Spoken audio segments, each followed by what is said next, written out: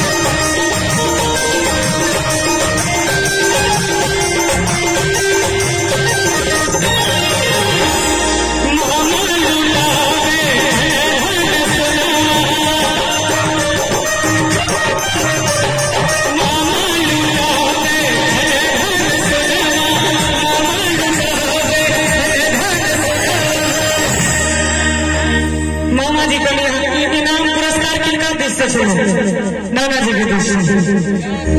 अब हम करे ध्यान देते मामा लुटावे अनधन सुनवा मोबाइल के धो दियो जेबी में दूसरे जगह में हाथ दियो ना नहीं है कभी बैगना के लिए हो छो को दो दे छे लोग बाद में से गीत कर देबे तो हम काम होवे छे एक बार ताली बजा के कौन जाबी में हाथ दे कि परमिशन लेगा पड़ा होम मिनिस्टर से